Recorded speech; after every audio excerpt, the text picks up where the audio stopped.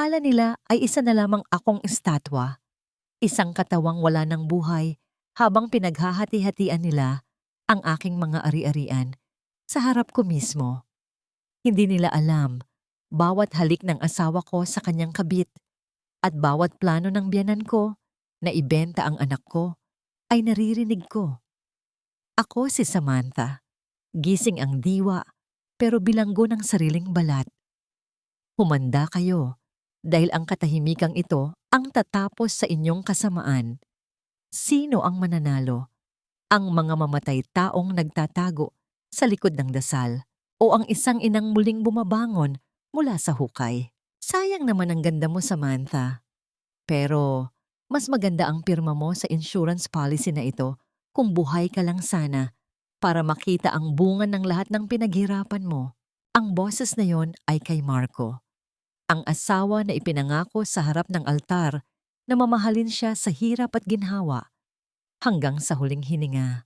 Ngunit sa silid na yon ng ospital, kung saan ang tanging maririnig ay ang mahina at paulit-ulit na tunog ng makinang nagpapanatili sa kanyang buhay, ang boses ni Marco ay hindi nagtataglay ng pag-ibig. Ito ay malamig, tuyot, at puno ng pagkakataon. Sa kabilang banda, nakahiga si Samantha na tila isang estatwang gawa sa marmol. Nakadilat ang kanyang mga mata, nakatitig sa kisameng puti na naging buong mundo niya sa loob ng 3 linggo. Naririnig niya ang lahat. Naamoy niya ang halimuyak ng mamahaling pabango ni Nicole, ang kanyang matalik na kaibigan, na ngayon ay nararamdaman niyang nakatayo sa tabi ng kanyang kama.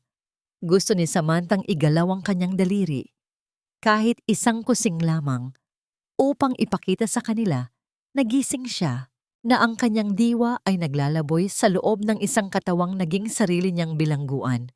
Ngunit ang kanyang mga kalamnan ay nananatiling matigas, tila sementong natuyo na sa ilalim ng init ng araw. Bago mangyari ang lahat, si Samantha ang haligi ng kanilang tahanan.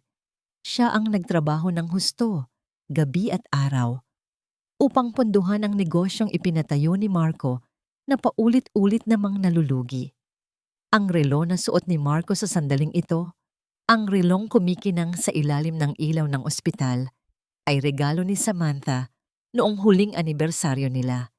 Isang simbolo ng kanyang sakripisyo. Ngunit ngayon, ang sakripisyong iyon ay tila isang malaking biro na pinagtatawanan ng 2 taong pinakamahalaga sa kanya. Huwag kang masyadong mainip, mahal. Narinig ni Samantha ang malanding hagik-gik ni Nicole. Sabi ng doktor, wala na siyang pag-asang gumaling. Brain dead na ang nakalagay sa report. Pirma na lang ni Mami Remedios ang kailangan para itigil ang mga makinang yan. Kapag nangyari iyon, tayo na ang reyna at hari ng lahat ng ari-arian niya. Isang matinding pait ang gumapang sa lalamunan ni Samantha, ngunit hindi niya ito malunok. Ang kanyang puso ay tila pinipiga ng isang malaking kamay, ngunit ang monitor sa kanyang tabi ay nananatiling payapa. Hindi nagpapakita ng bagyong namumuo sa loob ng kanyang dibdib. Nais niyang sumigaw, nais niyang tawagin ang kanyang mga anak, ngunit ang tanging lumalabas sa kanyang isipan ay ang imahe ng kanyang sanggol na kinuha sa kanya matapos ang operasyon. Ang sakit ng pagkaka-locked in ay hindi ang kawalan ng galaw, kundi ang sapilitang paglunok sa lahat ng katotohanang unti-unting pumapatay sa iyong kaluluwa habang nananatiling buhay ang iyong puso. Pumasok sa silid ang kanyang biyenan na si Doña Remedios.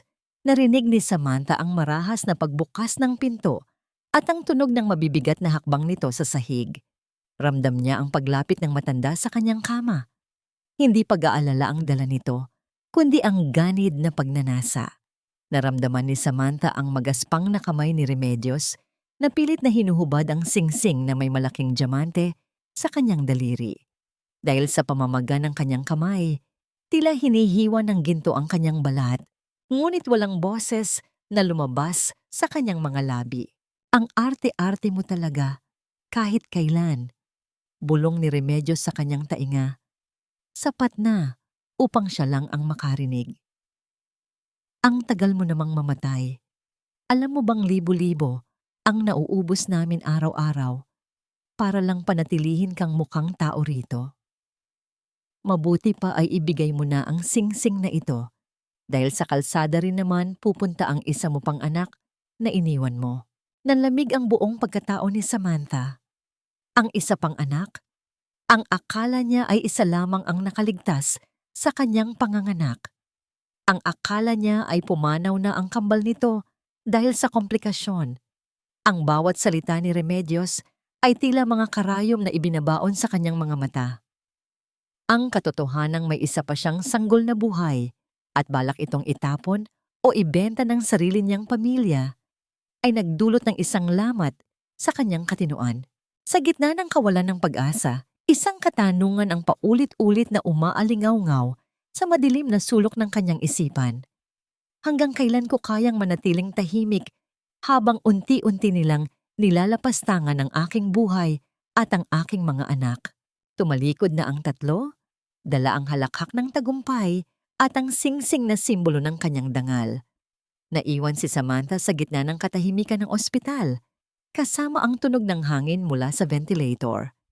Ngunit sa ilalim ng puting kumot, sa kauna-unahang pagkakataon, ang dulo ng kanyang kanang hinlalaki ay bahagyang kumislot.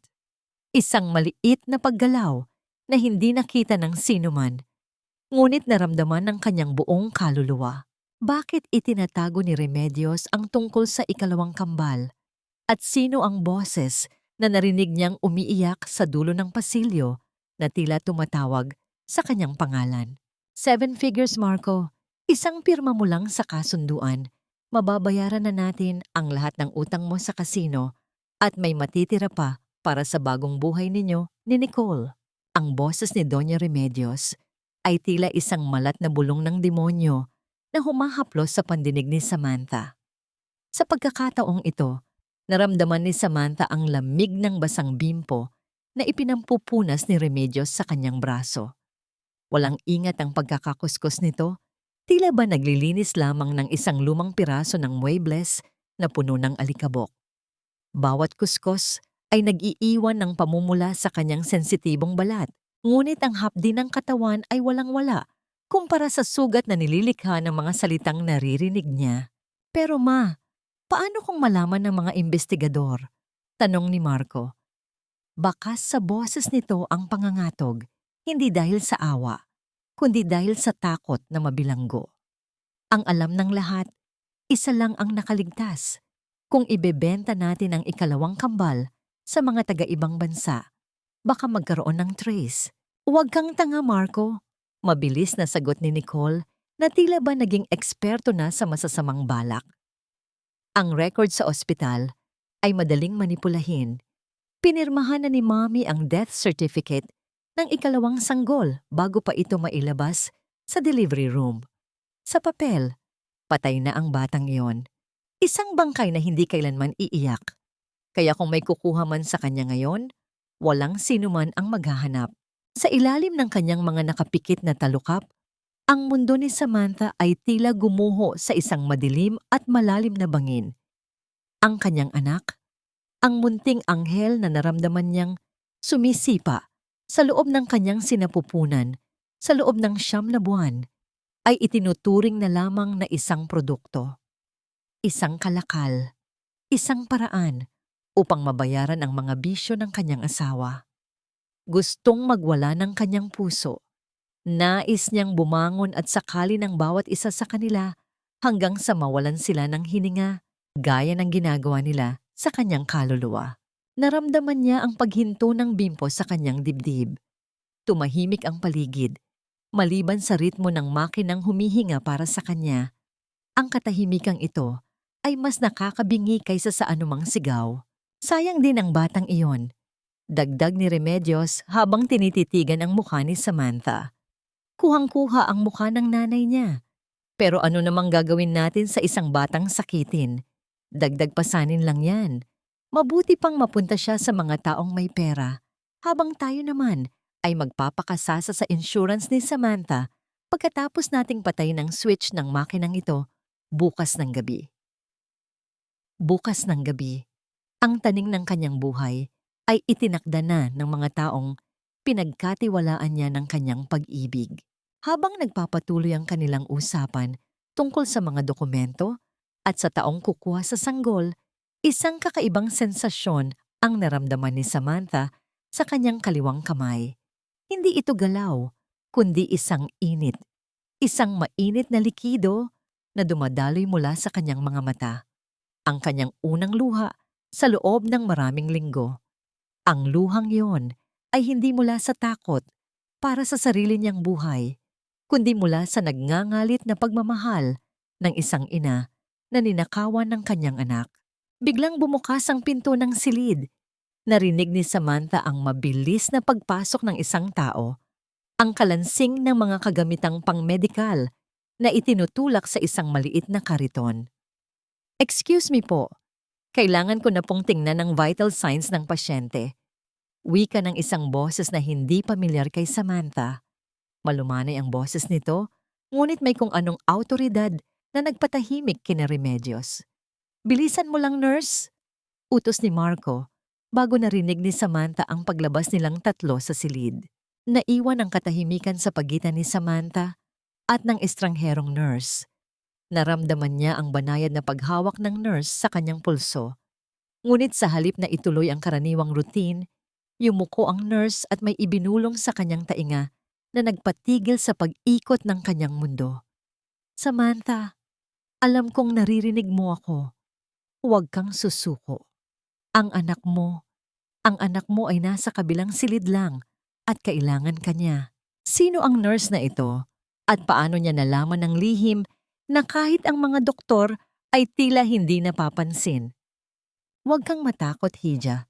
Hindi ka nila mapapatay hanggat may isang taong naniniwala na ang puso mo ay mas buhay pa sa kanila." Ang boses na yon ay hindi galing sa isang batang nurse, kundi mula sa isang matandang babae na may gasgas na boses ngunit puno ng ganda. Naramdaman ni Samantha ang dahan-dahang paghaplos ng isang magaspang na palad sa kanyang noo. Hindi ito tulad ng marahas na paghawak ni Remedios. Ang haplos na ito ay tila isang mainit na kumot sa gitna ng nagyayelong gabi. Ito si Lola Isay, ang matandang utility aide na tila anino lamang sa loob ng ospital, ngunit sa mga sandaling ito, siya ang tanging anghel na nagbabantay sa kaluluwa ni Samantha. Sa loob ng kanyang isipan, gustong sumigaw ni Samantha. Nais niyang itanong kung nasaan ang kanyang anak, kung paano niya nalaman ang lihim ng pamilya, at kung bakit siya tumutulong. Ngunit ang tanging nagawa ng kanyang katawan ay ang manatiling nakadilat, habang ang kanyang pandinig ay nakatutok sa bawat kalasing ng mga bote ng gamot na nililinis ni Lola Isay. "Naririnig ko sila, Samantha," bulong muli ni Lola Isay habang nagkukunwaring nagpupunas ang sahig sa tabi ng kama. "Naririnig ko ang usapan ng asawa mo at ng biyenan mo sa dulo ng pasilyo. Alam ko ang plano nilang ibenta ang batang nasa incubator. Nawalan din ako ng anak, Hija.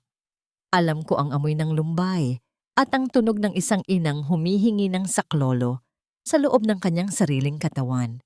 Isang kuryente ng pag-asa ang dumaloy sa bawat ugat ni Samantha. Sa unang pagkakataon, hindi na siya nag-iisa sa kanyang pakikipaglaban. Ang bawat salita ni Lola Isay ay nagsilbing gamot na unti-unting nagpapakonekta sa kanyang isip at sa kanyang mga daliri. Sinubukan ni Samantha na ituon ang lahat ng kanyang lakas sa kanyang kanang kamay. Sa kanyang imahinasyon, sinusubukan niyang itulak ang isang mabigat na pader. Ang kanyang puso ay nagsimulang tumibok ng mabilis. Isang ritmo ng determinasyon na nagpatunog sa monitor sa kanyang tabi. Ngunit ang saglit na kapayapaang yon ay mabilis na nabura nang marinig niya muli ang tunog ng mamahaling sapatos ni Remedios na papalapit. Ang bawat hakbang nito ay tila isang hatol ng kamatayan. "Hoy, matanda! Ano pang ginagawa mo rito? Kanina pa dapat tapos ang paglilinis mo." Ang asidong boses ni Remedios ay pumutol sa emosyonal na sandali. Pumasok ang matanda na may dalang isang piraso ng papel, isang legal na dokumento na may selyo ng korte. "Paalis na po, Doña Remedios. Mapagpakumbabang sagot ni Lola Isay habang mabilis na ibinaba ang kanyang ulo. Ngunit bago siya lumabas, muli niyang pinisilang kamay ni Samantha, isang senyales ng pagkakaisa. Lumapit si Remedios sa kama ni Samantha. Ang kanyang mukha ay puno ng isang mapanuring ngiti. Bukas, Samantha. Bukas ng 6:00 ng gabi, mawawala na ang lahat ng ingay na ito. Pinirmahan na ng abogado ang waiver. Sabi namin, ayaw na naming makita kang naghihirap, kaya mas mabuting hayaan ka na naming mamahinga. Napakabait naming pamilya, di ba? Itinapat ni Remedios ang mukha niya sa mukha ni Samantha. Sapat na upang maamoy ni Samantha ang matapang na amoy ng alak sa hininga nito. At huwag kang mag-alala sa anak mo. May kukuha na sa kanya bukas ng madaling araw. Isang pamilya mula sa malayo. Mabubuhay siya ng marangya habang ang perang makukuha namin ay sapat na para makalimutan namin na naging bahagi ka ng pamilyang ito. Sa sandaling iyon, ang galit ni Samantha ay umabot sa sukdulan. Ang kanyang buong pagkatao ay nag-aapoy sa pagnanais na mabuhay. Nang tumalikod si Remedios upang ayusin ang kanyang buhok, sa salamin, isang himala ang nangyari sa ilalim ng puting kumot. Ang hintuturo ni Samantha ay dahan-dahang tumaas, hindi hihigit sa 1 pulgada.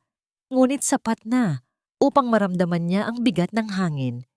Ito ang kanyang unang tunay na paggalaw. Isang maliit na tagumpay sa gitna ng napakalaking trahedya. Ngunit sapat na ba ang isang daliri upang pigilan ang kamatayan na darating sa loob ng 24 na oras? At ano ang gagawin ni Samantha kapag nalaman niyang ang taong kukuha sa kanyang anak ay may mas madilim pang balak kaysa sa naisip niya? Bagay sa iyo ang kulay na ito, Sam.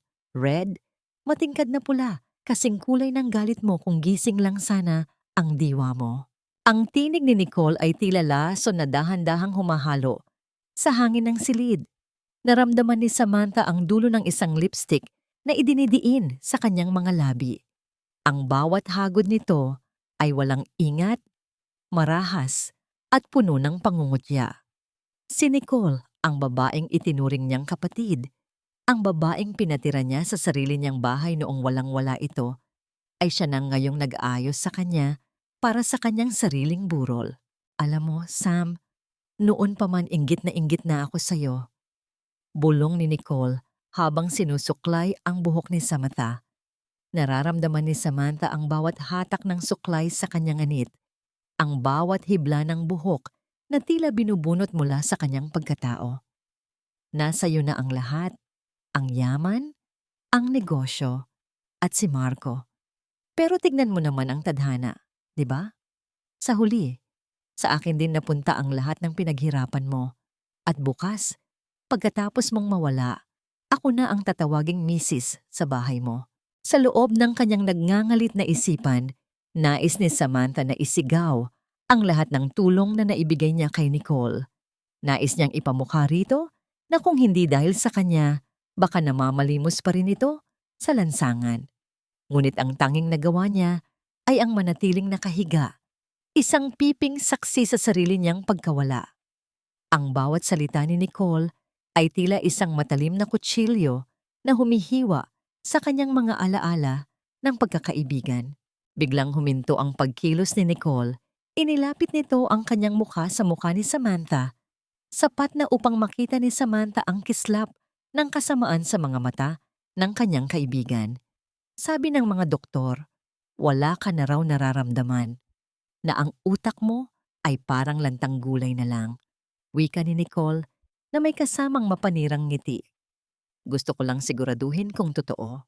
Bago pa man makapaghanda ang isip ni Samantha, naramdaman niya ang isang matinding sakit sa kanyang braso.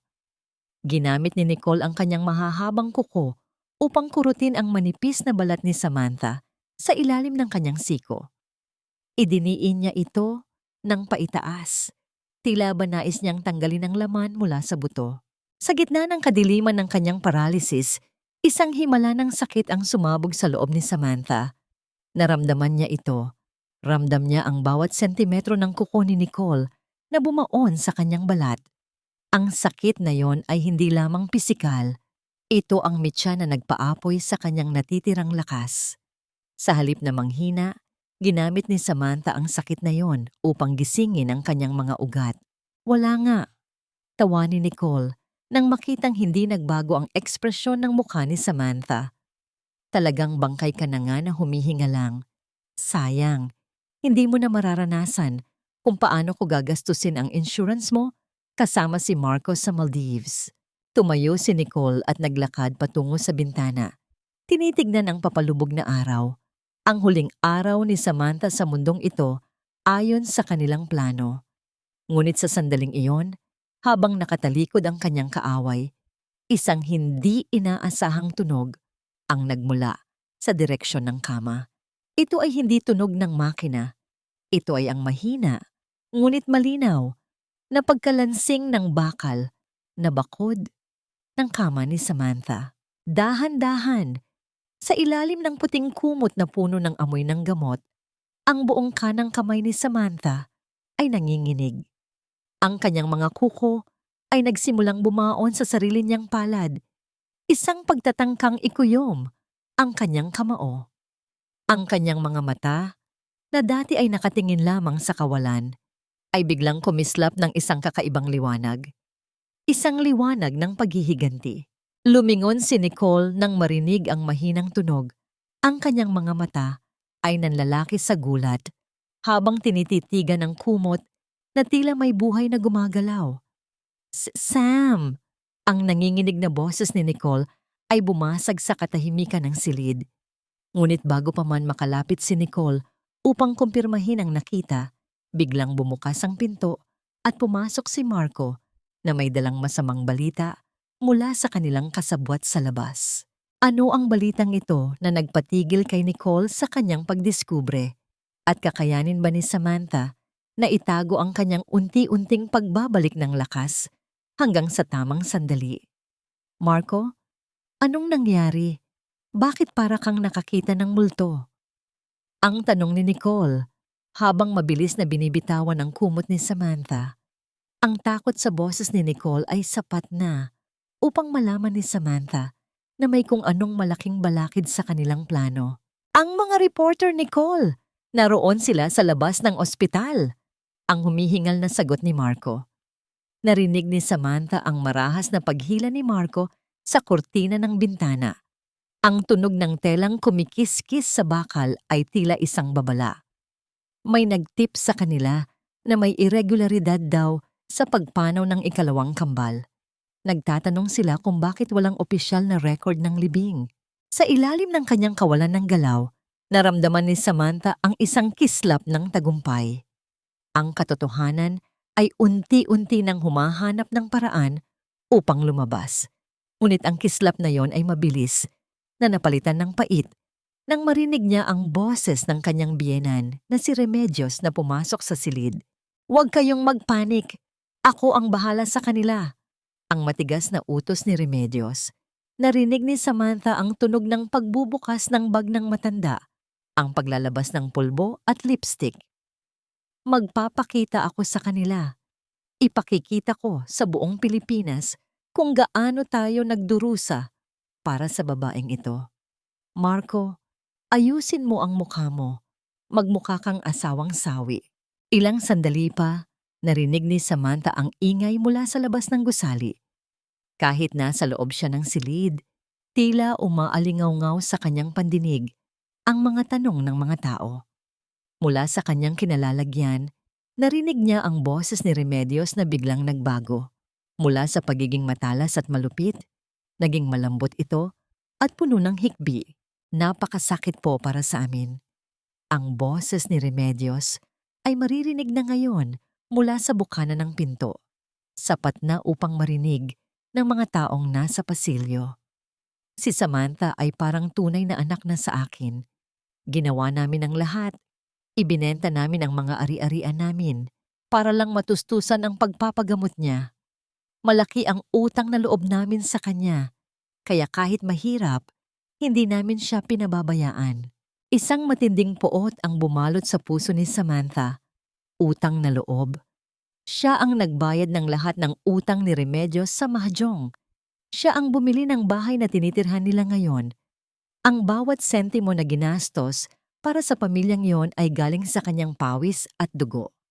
At ngayon, ginagamit ni Remedios ang salitang utang na loob upang magmukhang santa sa harap ng kamera. Naramdaman ni Samantha ang paglapit ni Remedios sa kanyang tabi matapos ang maikling show nito sa labas.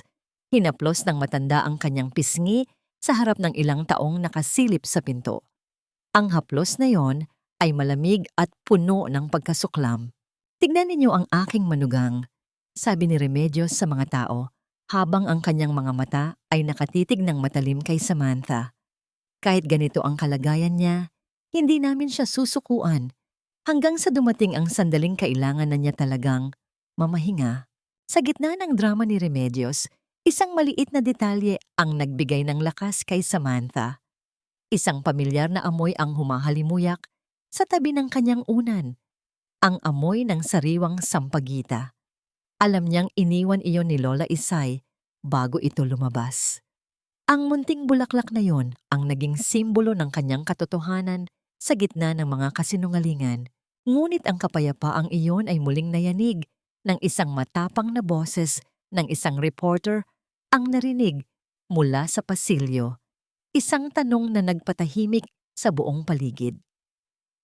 "Doña Remedios, may isang nurse po kaming nakausap na nagsasabing buhay ang ikalawang kambal nang ilabas ito sa operating room. Maaari po ba naming malaman kung nasaan ang batang iyon ngayon?" Naramdaman ni Samantha ang biglang pagpigil ng hininga ni Remedios sa kanyang tabi. Ang kamay ni Remedios na nasa kanyang pisngi ay biglang nanginig at humigpit ang pagkakahawak sa kanyang panga, sapat na upang makaramdam siya ng matinding kirot. Anong kalokohan yan?" Ang nauutal na sagot ni Remedios, habang ang kanyang boses ay unti-unti nang bumabalik sa dati nitong bagsik. Sino ang nurse na nagsalita? At kakayanin ba ni na Marco at Remedios na itago ang bata ngayong nakatutok na ang mata ng publiko sa kanila? Sa ilalim ng kumot, ang mga kuko ni Samantha ay muling bumaon sa kanyang palad, handa ng lumaban sa oras na bumukas ang pagkakataon. "Huwag mong lalaruin ang pasensya ko, Samantha. Kahit sa huling sandali mo, ikaw pa rin ang nagdadala ng malas sa pamilyang ito." Ang boses ni Remedios ay tila isang hagupit ng latigo sa loob ng tahimik na silid matapos niyang balibagin ang pinto. Ang tunog ng pagtama ng kahoy sa semento ay umalingaw-ngaw, kasabay ng mabilis at mabigat na paghinga ng matanda. Galit na galit si Remedios dahil sa kahihiyang inabot sa harap ng mga reporter. Ang kanyang mga mata, na kanina ay punong-puno ng pekeng luha, ay nagniningas na ngayon sa puot habang nakatitig sa walang buhay na katawan ni Samantha. "Ma, kailangan nating kumilos ng mas mabilis." Ang nanginginig na boses ni Marco ang bumasag sa tensyon. Naglalakad siya ng pabalik-balik. Ang kanyang mga sapatos ay lumilikha ng tunog na tila isang orasan na nagbibilang ng nalalabing sandali. Kapag nahanap nila ang nurse na yon, tapos tayo, mabubulok tayo sa kulungan. "Tumahimik ka, Marco. Napakahina ng loob mo." Singal ni Remedios habang mabilis na binubuksan ang kanyang cellphone. Narinig ni Samantha ang mabilis na pagpindot ng matanda sa screen. "Tatawagan ko ang buyer. Sasabihin ko na ilabas na ang bata sa bansa ngayong gabi rin. Kapag wala na rito ang sanggol, wala na silang ebidensya." Sa ilalim ng puting kumot, ang bawat salita ni Remedios ay tila isang patak ng asido sa puso ni Samantha. Ang kanyang sanggol, ang munting nilalang na wala pang malay, ay itatapon sa malayo upang pagtakpan ang kanilang kasamaan. Ang kawalan ng hustisya ay tila isang mabigat na batong nakadagan sa kanyang dibdib na nagpapahirap sa bawat hiningang ibinibigay ng makina. Ngunit sa gitna ng desperasyon, naalala ni Samantha ang turo ng kanyang namayapang ama. Ang pinakamalakas na bagyo ay nagsisimula sa isang mahinang ihip ng hangin. Itinuon ni Samantha ang lahat ng kanyang kamalayan sa kanyang kanang kamay. Sa kanyang isipan, hindi na siya ang biktima. Siya ay isang inang naglulunsad ng digmaan. Inisip niya ang bawat litid, bawat nerve, at bawat hibla ng kanyang kalamnan. Sa loob ng kanyang katahimikan, sumisigaw siya sa kanyang sariling utak. Gumising ka. Igalaw mo ang iyong kamay para sa iyong anak. Naramdaman niya ang isang kakaibang init na dumadaloy mula sa kanyang balikat pababa sa kanyang siko. Isang pamilyar na kiliti, tila libu-libong langgam na naglalakad sa ilalim ng kanyang balat. Ang kanyang hintuturo ay muling kumislot, ngunit hindi siya huminto roon. Dahan-dahan, sa paraang halos hindi mapansin, ang kanyang gitnang daliri at ang kanyang hinlalaki ay nagsimulang tumugon. Ma, tignan mo, biglang sabi ni Marco, dahilan upang tumigil ang tibok ng puso ni Samantha sa takot. Lumapit si Marco sa kama, ang kanyang anino ay bumalot sa mukha ni Samantha. Tila may nagbago sa mukha niya. Parang mas matalim ang titig niya. Guni-guni mo lang yan dahil sa takot mo. Asik ni Nicole habang tinitignan ang kanyang sarili sa salamin at inaayos ang kanyang buhok. Brain dead na yan, di ba?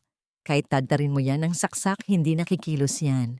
Upang patunayan ang kanyang sinabi, lumapit si Nicole at muling hinawakan ang kamay ni Samantha na nasa ibabaw ng kumot. Ngunit sa pagkakataong ito, hindi niya kinurot si Samantha. Sa halip, kinuha niya ang isang basong tubig sa bedside table at dahan-dahang itinapon ang malamig na likido sa braso ni Samantha. Ang lamig ng tubig ay tila isang kuryenteng gumising sa natutulog na diwa ng kanyang balat. Ang bawat patak ay naramdaman ni Samantha mula sa pagkalamig hanggang sa pagdaloy nito sa kanyang gilid. See? Wala. Tawa ni Nicole. Kasing lamig na siya ng bangkay. Ngunit habang nagtatawanan ang dalawa, hindi nila napansin ang isang maliit na detalye. Sa ilalim ng basang bahagi ng kumot, ang mga daliri ni Samantha ay hindi lamang kumislot. Ang mga ito ay dahan-dahang sumara, unti-unting bumubuo ng isang kamao ng panata. Isang lihim ng ngiti ang nabuo sa loob ng kaluluwa ni Samantha. Nararamdaman na niya ang texture ng telang kanyang hinahawakan. Nararamdaman na niya ang gaspang ng bedsheet. Ang kanyang katawan ay nagsisimula nang sumunod sa kanyang utos. Biglang bumukas ang pinto at pumasok si Lola Isisay. May dalang timba at basahan. Pasensya na po. Kailangan ko lang punasan ang natapong tubig. Ang mapagpakumbabang wika ng matanda. Ngunit habang nakayuko si Lola Isay upang magpunas, nagtama ang kanilang paningin ni Samantha. Isang mabilis na kindat ang ibinigay ng matanda at isang maliit na bagay ang mabilis niyang isinilid sa ilalim ng unan ni Samantha. Ano ang bagay na iniwan ni Lola Isay? At sapat ba ang lakas ni Samantha upang gamitin ito bago sumapit ang 6:00 ng gabi bukas? ₱250,000 para sa isang sanggol na wala namang papel. Hindi na masama. 'Di ba? Isipin mo na lang, Marco, para ka lang nagbenta ng lumang kotse na hindi na gumagana. Ang boses ni Remedios ay tila isang malansang bulong na pilit na pumapasok sa pandinig ni Samantha. Sa pagkakataong ito, narinig niya ang mahinang tunog ng pagbukas ng isang envelope at ang pagbilang ng mga papel na pera. Ang bawat kalansing ng barya at pagaspas ng papel ay tila mga hampas sa kanyang kaluluwa. Ang kanyang anak, ang kanyang sariling laman at dugo, ay binigyan na ng presyo sa gitna ng kadiliman ng silid ng ospital. Nakahiga si Samantha, pilit na pinapakalma ang kanyang mabilis na tibok ng puso. Sa bawat segundo, nararamdaman niya ang matigas na bagay sa ilalim ng kanyang unan na iniwan ni Lola Isay. Isang maliit at parisukat na bagay. Sa pamamagitan ng kanyang pakiramdam, alam niyang isa itong digital voice recorder. Isang sandata, isang boses para sa isang taong pinatahimik ng tadhana. Ma, kailangan na nating pirmahan ang huling waiver para sa ospital. Narinig ni Samantha ang boses ni Marco. May halong pait at pag-aalinlangan ang tono nito, ngunit nanaig pa rin ang ganid. Sabi ng abogado, kapag natapos na ang proseso bukas ng gabi, wala na silang habol sa atin. Magiging malaya na tayo mula sa pabigat na ito. Pabigat! Iyon pala ang tingin sa kanya ng lalaking binigyan niya ng lahat. Ang bawat alaala ng kanilang masasayang sandali ay tila mga abo na tinatangay ng hangin. Ngunit sa halip na maiyak, naramdaman ni Samantha ang isang kakaibang lakas na gumagapang sa kanyang braso. Ang galit ay naging gasolina para sa kanyang mga tuyong litid. Dahan-dahan, sa gitna ng katahimikan, habang abala ang tatlo sa pagbibilang ng pera sa dulo ng silid, sinubukan ni Samantha na iurong ang kanyang ulo. Ang bawat milimetro ng paggalaw ay tila isang pag-akyat sa isang matarik na bundok. Naramdaman niya ang hapdi sa kanyang leeg, ang pangangatal ng kanyang mga kalamnan na matagal nang hindi ginagamit. Ngunit hindi siya huminto. Sa wakas, naramdaman ng kanyang mga daliri ang malamig na plastik ng recorder. Ang kanyang kanang kamay, na dati ay tila isang piraso ng kahoy, ay nagkaroon ng buhay. Gamit ang kanyang hinlalaki, dahan-dahan niyang kinapa ang maliit na buton sa gilid ng kagamitan. Isang mahinang tunog ng pagpindot ang nagmula sa ilalim ng unan. Isang click na sa pandinig ni Samantha ay tila isang putok ng baril sa gitna ng gabi. Ano yun? Biglang lumingon si Nicole. Ang kanyang mga mata ay nanlilisik habang tinititigan ng kama ni Samantha. Marco, may narinig ka ba? Tumigil ang lahat. Ang katahimikan sa loob ng silid ay naging kasing bigat ng tingga. Nararamdaman ni Samantha ang pawis na namumuo sa kanyang noo. Hindi siya dapat gumalaw. Hindi siya dapat huminga ng malakas. Ang monitor sa kanyang tabi ay nagpapakita ng isang matatag na ritmo. Isang pagtatangkang itago ang bagyong namumuo sa loob ng kanyang dibdib. Wala. Baka yung makina lang. Sagot ni Marco pagkaraan ng ilang segundo na tila tumagal ng isang siglo. Masyado ka lang kabado, Nicole. Tapusin na natin ito. Nagpatuloy sila sa kanilang madilim na transaksyon. Hindi alam na ang bawat salitang lumalabas sa kanilang mga labi, ang pag-amin sa pagbenta ng sanggol, ang plano sa insurance, at ang kataksilan nila ay dahan-dahang itinatala ng maliit na makinang nasa ilalim ng ulo ni Samantha. Naalala niya ang amoy ng pulbo ng kanyang sanggol noong unang beses itong inilagay sa kanyang dibdib pagkatapos ng operasyon. Ang init ng balat nito. Ang munting kamay na humahawak sa kanyang daliri. Ang alaalang iyon ang nagbigay sa kanya ng lakas upang hindi manginig, upang manatiling matatag sa harap ng mga kaaway. Ngunit bago matapos ang gabi, isang hindi inaasahang katok ang bumasag sa kanilang pag-uusap. Ang pinto ay bumukas at pumasok ang isang lalaking naka-Amerikana. Ang kanyang mukha ay seryoso at puno ng awtoridad. Magandang gabi. Ako si Attorney Valdez. Wika ng lalaki. Nandito ako dahil may bagong impormasyon tungkol sa testamentong iniwan ni Samantha bago siya maaksidente at tila may malaking pagkakamali sa inyong mga hawak na dokumento. Nanlaki ang mga mata ni Remedios habang si Marco ay tila nawalan ng kulay sa mukha. Ano ang nilalaman ng testamentong tinutukoy ng abogado? At paano ito makakaapekto sa planong pagpatay kay Samantha na itinakda na para sa susunod na araw? Sa ilalim ng unan, ang recorder ay patuloy na umiikot. Dahan-dahang kinukuha ang bawat ebidensyang magpapabagsak sa kanila. Hindi ninyo makukuha ang kahit isang sentimo mula sa trust fund hanggat hindi na patutunayang natural causes ang ikinamatay ng aking kliyente. Iyan ang nakasaad sa huling dokumentong nilagdaan ni Samantha 6 na buwan bago ang kanyang aksidente. Ang mga salitang binitawan ni Attorney Valdez ay tila isang malamig na balde ng tubig na isinaboy sa nag-aapoy na kasakiman ni Marco at Remedios. Sa loob ng silid, ang tanging maririnig ay ang mahina at ritmikong tunog ng ventilator ni Samantha. Ngunit sa pandinig niya, ang katahimikang yon ay punong-puno ng tensyon.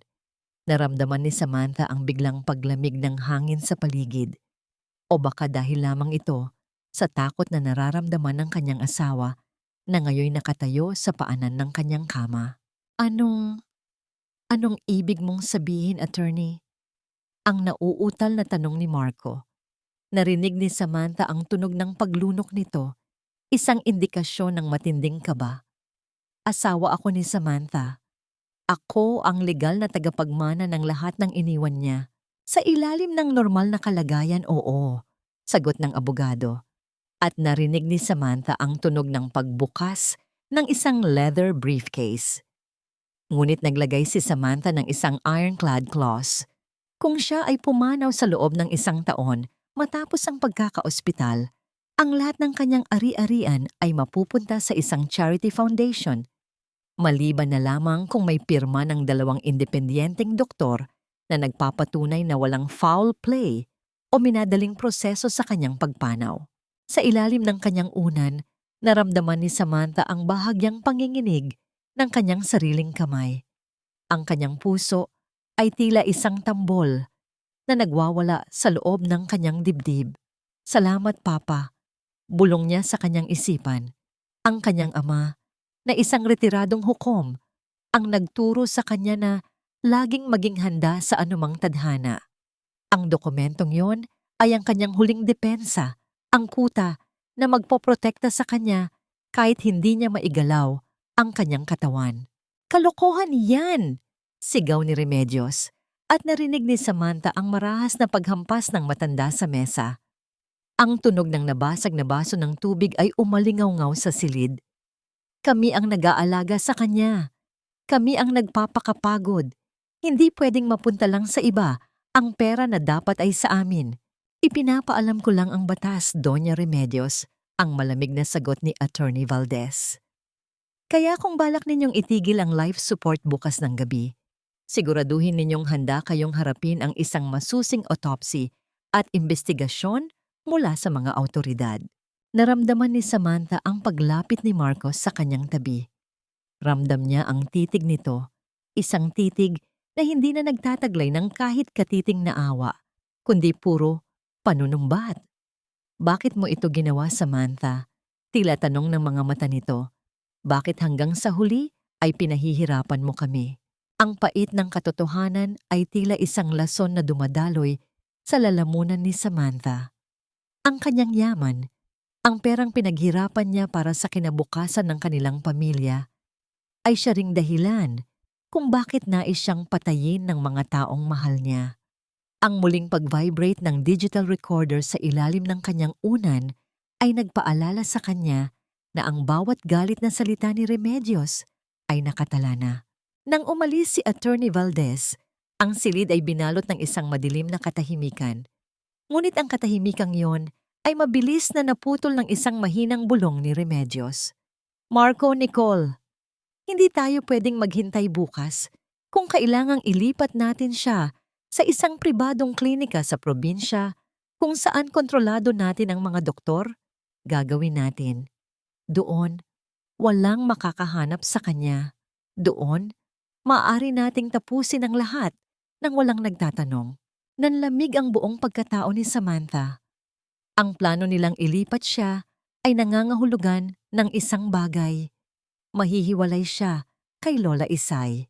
Mawawala ang kanyang tanging kakampi. At sa oras na mailabas siya sa ospital na ito, wala nang makakapigil sa kanila na tuluyan siyang ilibing ng buhay. Biglang naramdaman ni Samantha ang pagpiga ni Marco sa kanyang balikat. Pasensya na, Sam. Bulong nito na may halong pait. Ikaw ang pumili nito. Kung ibinigay mo lang sana ang gusto namin ng maayos, hindi haantong sa ganito. Sa gitna ng desperasyon, isang hindi inaasahang pangyayari ang naganap. Ang pinto ng silid ay dahan-dahang bumukas nang walang kahit anong tunog at isang maliit na anino ang pumasok. Isang aninong may dalang isang bagay na magpapabago sa takbo ng gabi. Sino ang pumasok sa silid sa gitna ng kanilang madilim na balak? At ano ang gagawin ni Samantha ngayong alam niyang may ilang oras na lamang siya bago siya itago ng pamilyang naging kanyang mga mamamatay tao? Mabuti pa ay maglaho ka na lang ng parang bula, Samantha, para wala ng ingay, wala ng gulo, at wala ng mga abogadong nakikialam. Ang mga salitang yon ni Marco ay tila isang hatol na mas masakit pa sa anumang karamdaman. Naramdaman ni Samantha ang mabigat na hininga ng kanyang asawa sa kanyang pisngi habang inaayos nito ang mga tubo sa kanyang gilid. Wala na ang pag-aalinlangan sa boses ni Marco. Ang tanging natira ay ang desperasyong huwag mabulok sa kulungan. Sa bawat dampi ng kamay ni Marco sa kanyang balat, nakadarama si Samantha ng matinding pandidiri, isang pagnanasang bumangon, at itulak ang lalaking dati ay itinuring niyang mundo. Ang aninong pumasok sa silid ay walang iba kundi si Lola Isay. Ngunit sa pagkakataong ito, hindi siya nag-iisa. Kasunod niya ang isang batang lalaki na may dalang mga kagamitan sa paglilinis. Isang takip upang hindi sila paghinalaan. Habang nagkukuwari silang abala sa kabilang sulok ng silid, naramdaman ni Samantha ang matalas na tingin ni Lola Isay na tila nagsasabing, "Magtiwala ka, anak. Hindi ka namin pababayaan." Ano pang ginagawa ng mga basurerong ito rito? Asik ni Nicole habang mabilis na isinisilid ang kanyang mga gamit sa bag. "Marco, bilisan mo na. Darating na ang ambulansyang magdadala sa kanya sa Batangas." Sabi ni Mommy Remedios, doon na siya gagamutin ng kakilala nating doktor. "Sandali lang, Nicole. Hindi ganoon kadaling ilipat ang isang pasyenteng naka-ventilator." Ang iritableng sagot ni Marco. Narinig ni Samantha ang tunog ng pagbukas at pagsara ng mga drawer, ang kalansing ng mga gamot na itinatapon na lamang sa isang plastik na supot. Sa gitna ng kaguluhan, ang dumaan sa isip ni Samantha. Naalala niya ang unang pagkakataong narinig niya ang tibok ng puso ng kanyang mga anak sa loob ng ultrasound room. Ang saya sa mukha ni Marco noon, isang mukhang punong-puno ng pag-ibig at pangako. Paano nagawang palitan ng pera ang ganoong kalalim na damdamin? Ang alaalang iyon ay hindi nagdulot ng luha, kundi ng isang bakal na determinasyon. Kung kaya niyang magdala ng 2 buhay sa loob ng 9 na buwan, kaya rin niyang ipaglaban ang kanyang sarili laban sa 3 demonyo. Dahan-dahan, sa ilalim ng ingay ng pag-aayos ni Marco at Nicole, pilit na inabot ni Samantha ang dulo ng unan. Nararamdaman niya ang init ng digital recorder. Kailangan niyang siguraduhin na hindi ito mahuhulog kapag inilipat na siya sa stretcher. Gamit ang kanyang mga daliri na ngayon ay may sapat na lakas na upang kumapit, dahan-dahan niyang isinuksok ang maliit na kagamitan sa loob ng kanyang hospital gown, malapit sa kanyang dibdib. Ang lamig ng plastik sa kanyang balat ay tila isang paalala na ang katotohanan ay nakadikit sa kanyang puso. "Hoy, matanda!" Tawag ni Nicole kay Lola Isay. "Tulungan mo kaming buhatin ang mga gamit na ito sa labas at siguraduhin mong wala kayong sasabihin kahit kanino, kundi mawawalan kayo ng trabaho." "Opo, ma'am," ang mapagpakumbabang sagot ni Lola Isay. Habang dumadaan siya sa tabi ng kama ni Samantha, naramdaman ni Samantha ang mabilis na pagdampi ng isang pirasong papel sa kanyang palad. Isang maliit na sulat na mabilis na naikuyom ni Samantha sa loob ng kanyang kamao. Pumasok muli si Remedios sa silid. Ang kanyang mukha ay puno ng isang mapanirang tagumpay. Handa na ang sasakyan sa ibaba. "Marco, Nicole, gawin nating mabilis ito. Kapag tinanong ng mga nurses sa istasyon, sabihin ninyo ay ililipat natin siya sa isang mas high-end na pasilidad para sa kanyang kapakanan. Huwag kayong papahalata." Naramdaman ni Samantha ang paglapit ng 2 lalaking naka-uniforme, ang mga tauhan ng ambulansya na binayaran ni Remedios. Naramdaman niya ang pag-angat ng kanyang katawan mula sa kama, patungo sa matigas at malamig na stretcher. Ang paggalaw na yun ay nagdulot ng matinding pagkahilo sa kanya. Tila ba ang buong mundo ay umiikot sa isang madilim na vortex. Ang bawat alog ng stretcher sa sahig ng pasilyo ay tila isang hakbang papalapit sa kanyang huling hantungan. Habang inilalabas siya sa silid, narinig ni Samantha ang mahinang pag-uusap ni Nicole at Marco sa kanyang likuran. "Sigurado ka bang walang makakahanap sa atin doon sa Batangas?" Bulong ni Nicole. "Hindi na siya makakalabas ng buhay doon ni Nicole. Pagdating natin, ititigil na ang lahat. At sa gitna ng biyahe, may mangyayaring aksidente sa mga dokumento niya." Ang malamig na sagot ni Marco. Sa sandaling iyon, habang nasa loob na sila ng elevator, naramdaman ni Samantha ang isang matinding pagnanais na sumigaw. Ang kanyang puso ay nagwawala. Ang monitor, nakasama sa stretcher, ay nagsimulang maglabas ng isang mabilis na ritmo ng pagbabala. "Marco, tignan mo ang heart rate niya. Tumataas," sigaw ni Nicole. "Baka dahil lang sa paggalaw ng stretcher, huwag kang paranoid," asik ni Marco. Ngunit bago sumara ang pinto ng elevator, isang kamay ang humarang dito. Isang kamay na may suot na pamilyar na singsing ng ospital. "Sandali lang po." Ang boses ng isang head nurse ay umalingaw-ngaw sa loob ng elevator. "May kailangan po kaming suriin sa transfer papers ni Mrs. Samantha. May pirma pong kulang mula sa attending physician at hindi po namin kayo pwedeng payagang umalis hanggat hindi ito naaayos." Nanigas si Remedios sa kanyang kinalalagyan. Ang planong pagtakas sa gitna ng gabi ay biglang naharap sa isang pader. Ngunit sa gitna ng tensyong ito, naramdaman ni Samantha na ang maliit na recorder sa loob ng kanyang gown ay biglang uminit. Isang senyales na tila may nag-overheat o may hindi inaasahang nangyayari sa kagamitang ito. Ano ang nilalaman ng sulat na ibinigay ni Lola Isay? At sasabog ba ang recorder sa loob ng gown ni Samantha bago pa man niya ito magamit na ebidensya? Sobra na ang pakikialam ninyo. Kami ang pamilya. Kami ang nagbabayad at kami ang magpapasya kung saan namin siya dadalhin. Ang boses ni Remedios ay tila isang matalim na palakol na humihiwa sa katahimikan ng elevator. Naramdaman ni Samantha ang panginginig ng stretcher habang ang kanyang biyenan ay pilit na dinuduro ang head nurse. Ang init mula sa digital recorder na nakasiksik sa loob ng kanyang gown ay unti-unti nang nagiging mahapdi. Ramdam niya ang init na dumidikit sa kanyang balat. Malapit sa kanyang puso, tila ba ang katotohanang itinatago ng munting kagamitan ay nag-aapoy sa pagnanais na lumabas. "Ipagpaumanhin niyo po, Doña Remedios, pero protocol po ito ng ospital." Ang mahinahon, ngunit matatag na sagot ng nurse. Narinig ni Samantha ang tunog ng pagharang ng nurse sa pinto ng elevator. "Hindi po namin maaring isapalaran ang buhay ng pasyente sa biyahe kung hindi garantisado ang pasilidad na paglilipatan ninyo. Kailangan muna nating bumalik sa silid hanggat hindi naayos ang pirma ni Dr. Alcantara." Isang matinding mura ang lumabas sa mga labi ni Marco. Naramdaman ni Samantha ang marahas na pagpihit ng stretcher pabalik sa hallway. Ang bawat alog ng gulong sa sahig ay tila mga saksak sa kanyang nahihilo ng diwa. Ngunit sa gitna ng hapdi ng recorder at ng gulo sa paligid, ang kanyang isipan ay nakatuon sa maliit na papel na nakakuyom sa kanyang palad.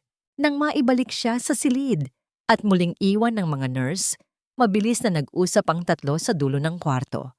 Sa sandaling iyon, ginamit ni Samantha ang lahat ng kanyang natitirang lakas. Dahan-dahan, sa gitna ng madilim na silid, idinilat niya ng bahagya ang kanyang kamao. Ang bawat paggalaw ng kanyang mga daliri ay tila pagpunit sa kanyang sariling laman. Ngunit ang pagnanais na malaman ang mensahe ni Lola Isay ay mas matimbang kaysa sa sakit. Sa tulong ng malamlam na ilaw mula sa monitor, nabasa niya ang ilang salitang nakasulat sa maliit na papel. 6:00 ng gabi.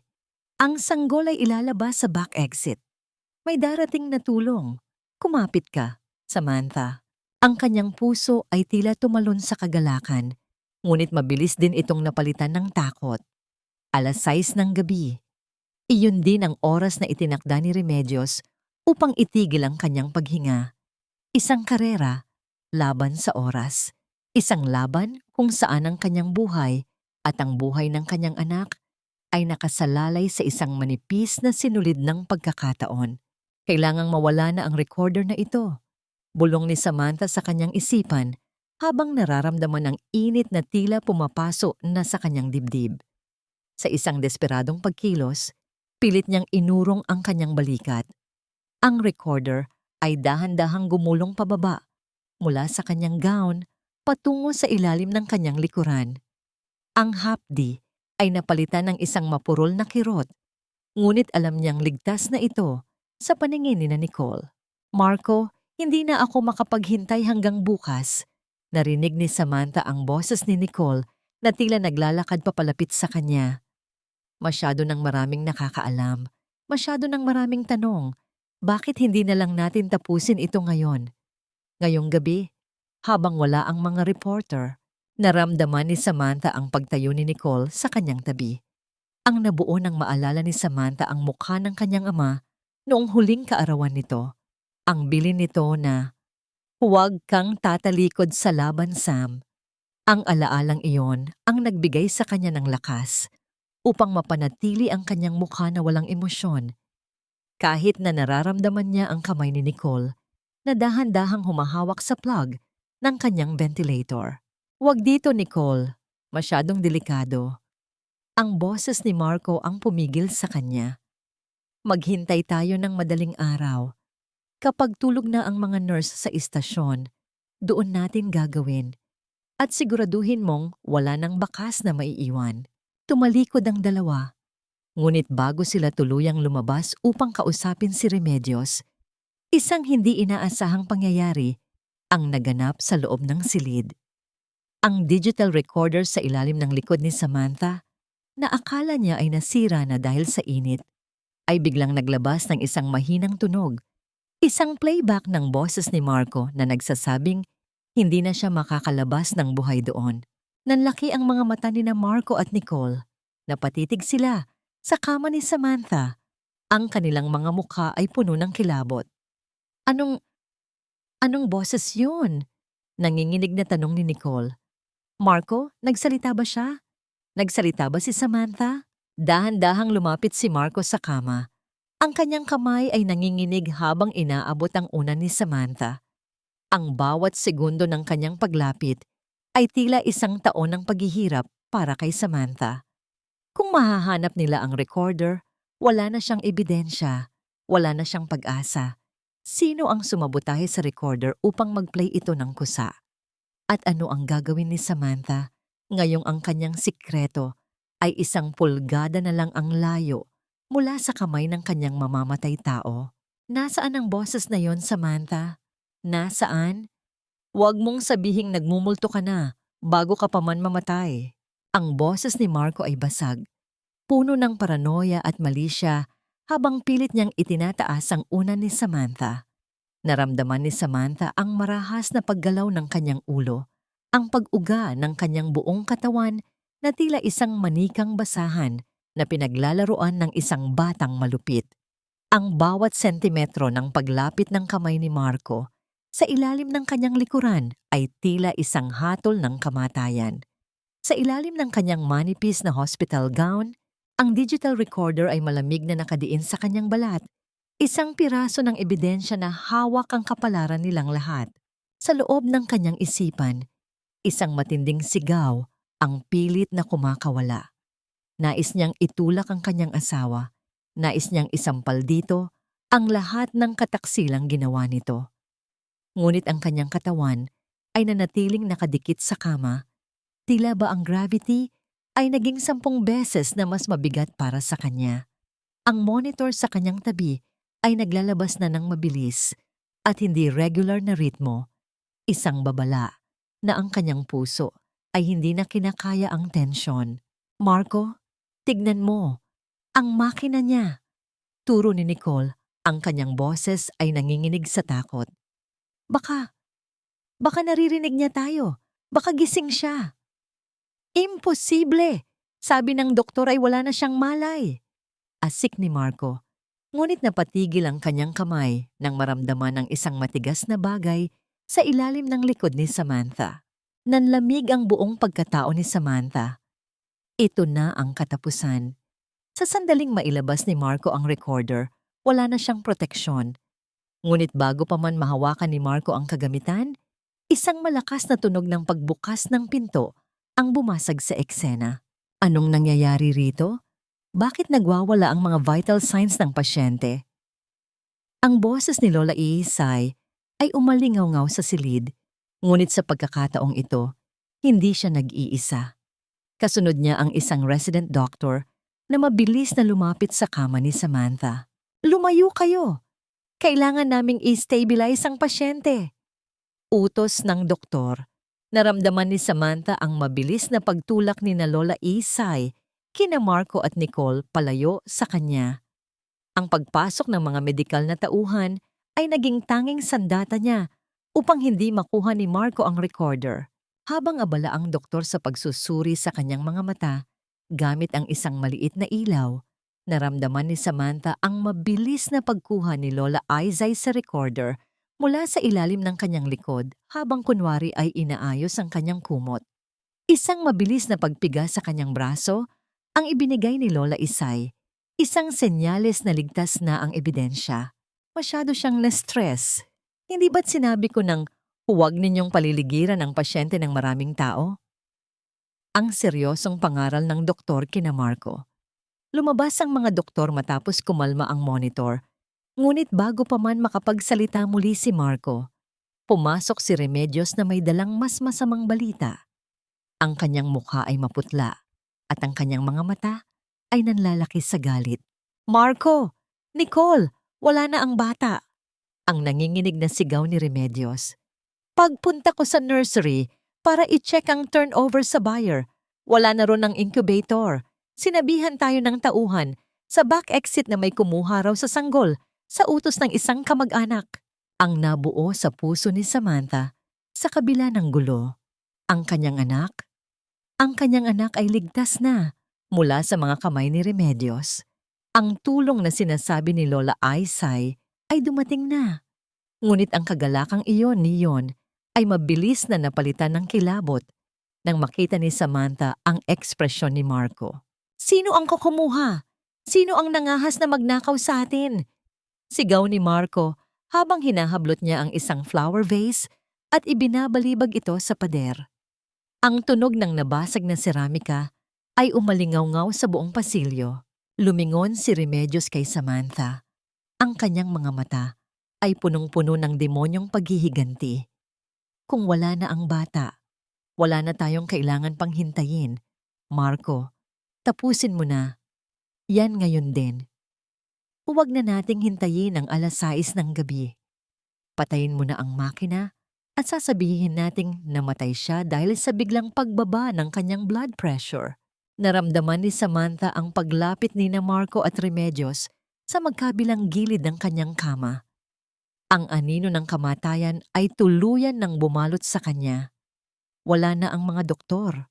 Wala na si Lola Isay sa loob.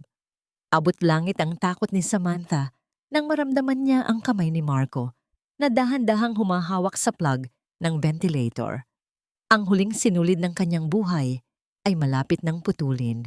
May magagawa ba si Samantha upang pigilan ang kamay ni Marco bago mawala ang huling hininga sa kanyang mga baga? At sino ang misteryosong kamag-anak na kumuha sa kanyang anak? Tapusin mo na yan, Marco. Huwag kang tumitig sa kanya na parang may kasalanan ka. Siya ang may kasalanan dahil ayaw niyang mamatay ng maayos at ibigay ang para sa atin.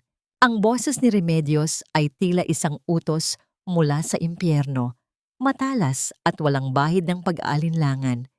Naramdaman ni Samantha ang lamig ng kuryenteng dumadaloy mula sa dulo ng daliri ni Marco habang hinahawakan nito ang plug ng ventilator.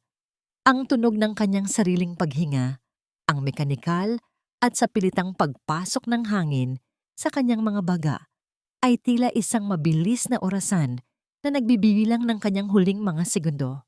Sa loob ng kanyang nagngangalit na diwa, ang bawat alaala ni Samantha ay nagmistulang isang mabilis na pelikula. Ang unang araw na nakilala niya si Marco, Ang mga gabing ipinagpuyatan niya ang negosyong ngayoy pinag-aawayan nila at ang mukha ng kanyang mga anak na hindi man lamang niya nayakap ng matagal. Isang matinding pagnanais na mabuhay ang sumabog sa kanyang dibdib, isang enerhiyang hindi kayang ibigay ng anumang makina. Dahan-dahan, naramdaman ni Samantha ang paghatak ni Marco sa kable. Narinig niya ang mahinang pagkalabit ng plastik sa saksakan ng kuryente. Ang monitor sa kanyang tabi ay naglabas ng isang mahaba at matinis na tunog ng pagbabala. Ngunit bago pa man tuluyang mawalan ng kuryente ang kanyang buhay, isang hindi inaasahang lakas ang bumukal sa kanyang mga ugat. Ang kanyang kanang kamay, na dati ay tila isang lantang dahon, ay biglang nagkaroon ng sariling buhay. Sa isang mabilis at desperadong pagkilos, ang mga daliri ni Samantha ay bumuka at mahigpit na sumunggab sa pulso ni Marco. Ang silid ay binalot ng isang nakabibinging katahimikan matapos ang marahas na paggalaw na yon. Nanlaki ang mga mata ni Marco, ang kanyang mukha ay nawalan ng kulay habang nakatitig sa kamay ni Samantha na ngayoy nakabaon ang mga kuko sa kanyang balat. Ma, hinahawakan niya ako. Ang nanginginig na boses ni Marco ay tila isang batang natatakot sa sariling multo. Binitawan niya ang kable at pilit na iwinaksi ang kamay ni Samantha. Ngunit ang kapit ng isang inang ipinaglalaban ng kanyang buhay ay mas matibay kaysa sa anumang bakal. Bitawan mo ako, Samantha. Patay ka na dapat. Patay ka na. Sigaw ni Marco habang sinusubukan niyang hilahin ang kanyang braso palayo. Anong ginagawa mo? Marco, tapusin mo na yan. Ang naguguluhang utos ni Remedios na hindi pa lubos na nakikita ang nangyayari dahil sa dilim ng sulok ng silid. Ngunit hindi tumigil si Samantha doon.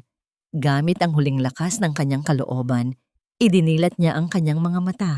Hindi ang titig ng isang pasyenteng walang malay, kundi ang talim ng isang babaeng nagbabalik mula sa hukay upang maningil.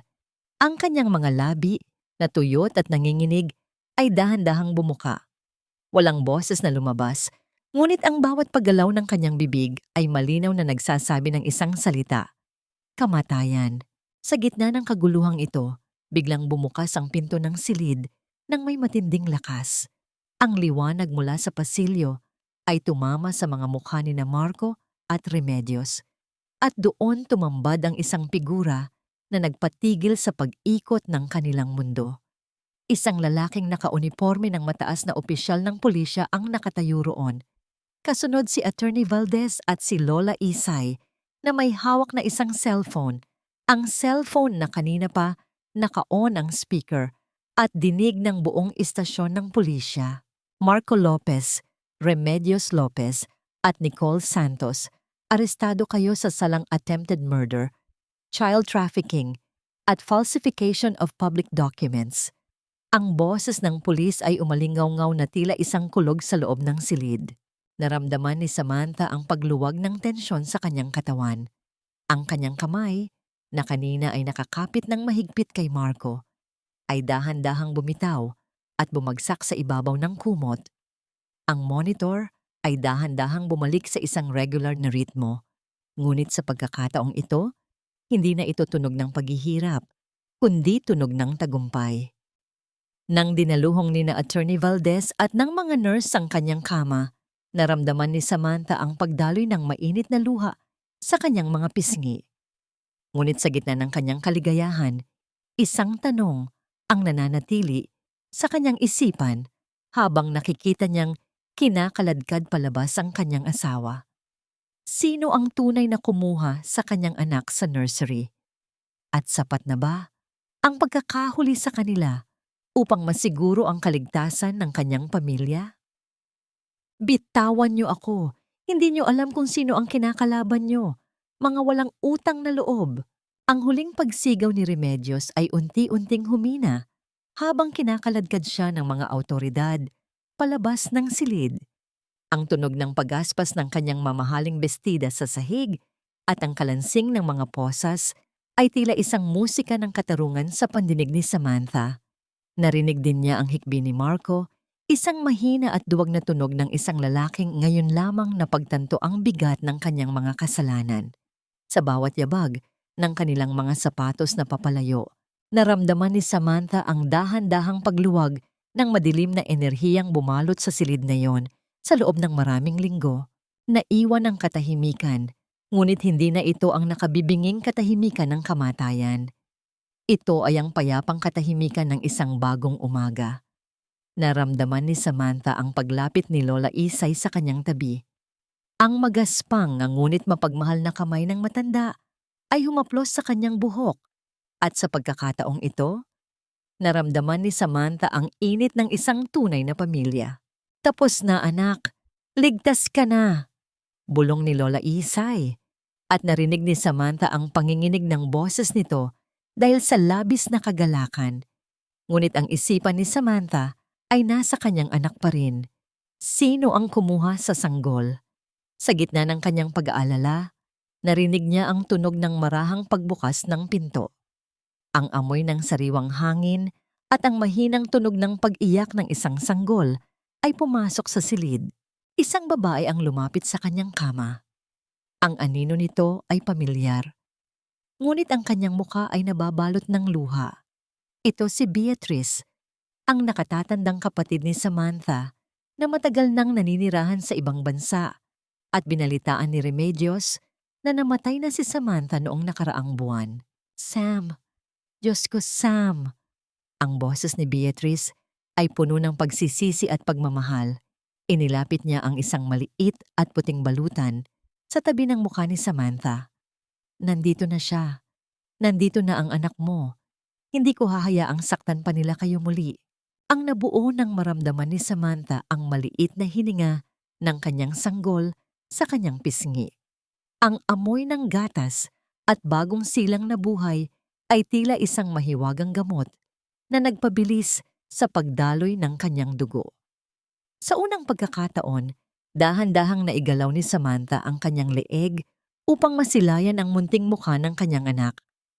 Ang mga mata nito ay kasing kislap ng mga bituin, isang simbolo ng kanyang pag-asa sa gitna ng kadiliman.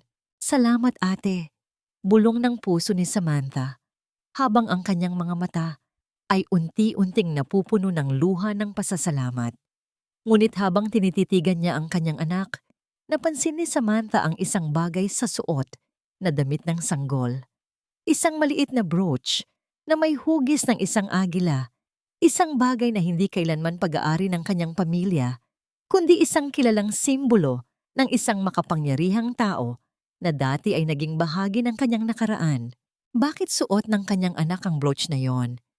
Sino ang tunay na nagpondo sa pagliligtas ni Beatrice sa sanggol mula sa nursery? At ano ang kapalit na hihingi ng taong ito ngayong gising na si Samantha? Sa labas ng ospital, ang ulan ay nagsimulang pumatak. Tila hinuhugasan ang lahat ng bakas ng dumi at kasamaan. Ngunit sa puso ni Samantha, alam niyang ang laban ay hindi pa ganap na natatapos. Ang katarungan sa batas ay nakamit na, ngunit ang misteryo ng kanyang nakaraan ay nagsisimula pa lamang magbukas. Ang gintong agila.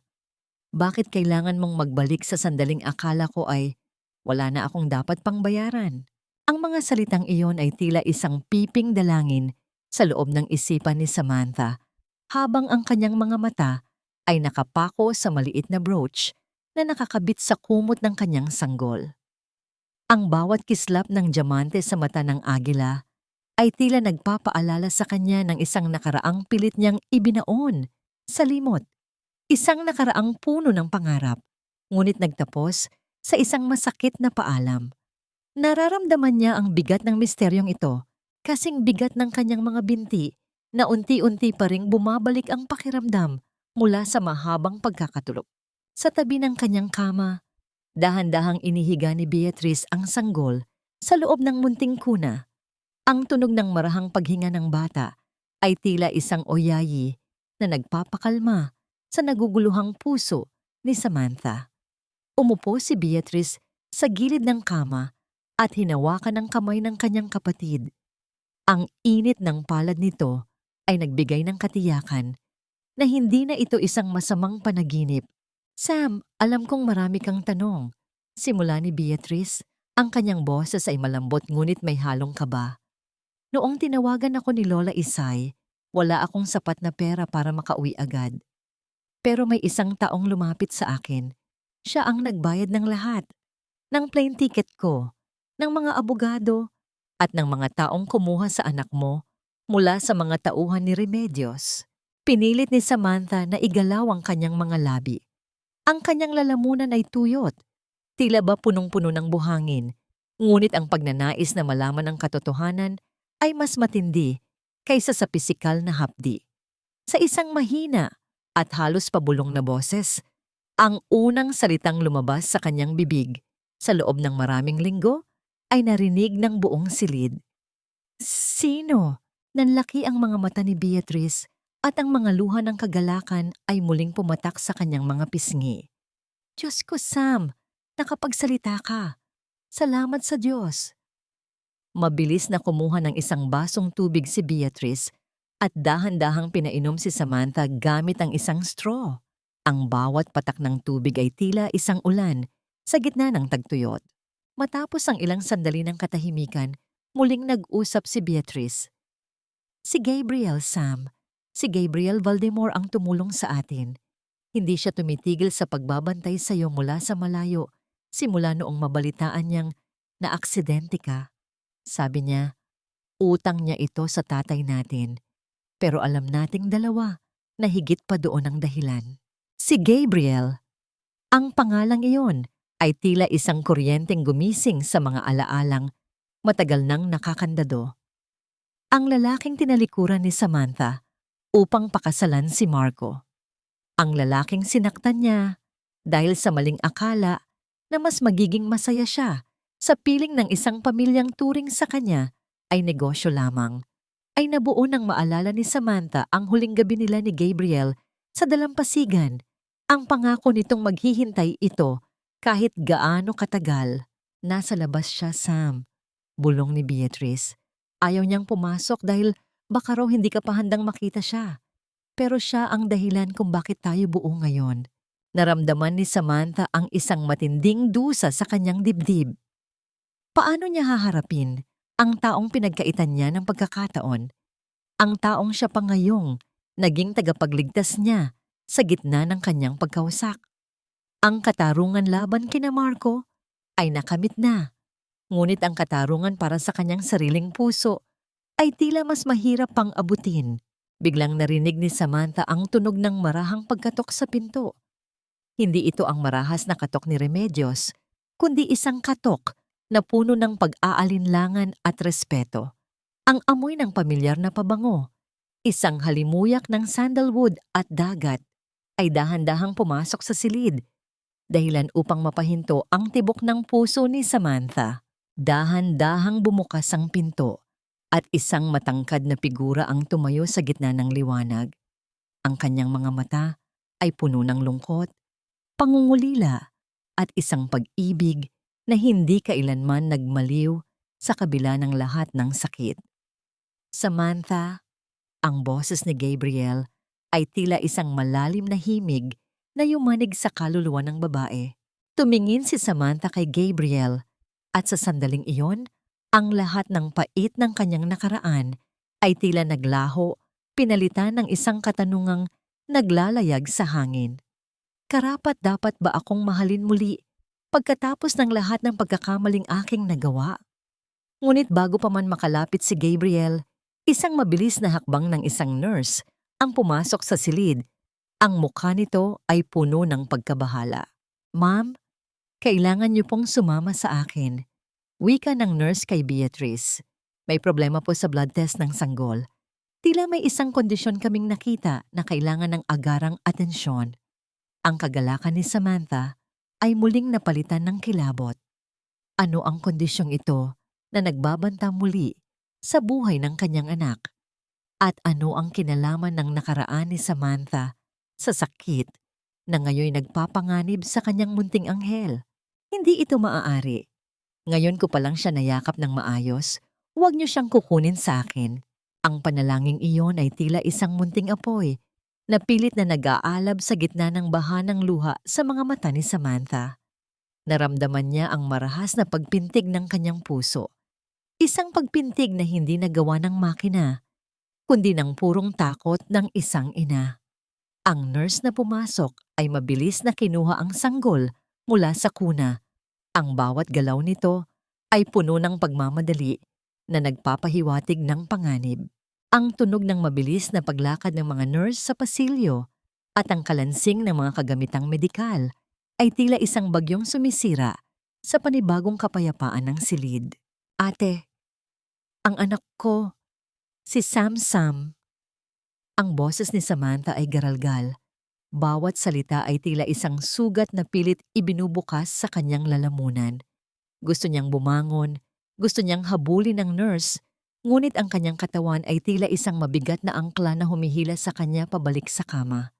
Mabilis na lumapit si Gabriel sa tabi ni Samantha. Sa unang pagkakataon, matapos ang maraming taon, naramdaman ni Samantha ang init ng palad ng lalaki na humahawak sa kanyang nanginginig na kamay. Ang haplos na yon ay hindi nagtataglay ng panunumbat, kundi ng isang pangakong hindi na siya muling mag-iisa sa gitna ng unos. Shh! Samantha, makinig ka sa akin. Ang boses ni Gabriel ay malalim, matatag, at tila isang kalasag na pumoprotekta sa kanya mula sa desperasyon. Nandito ako. Hindi ko hahayaang may mangyaring masama sa bata.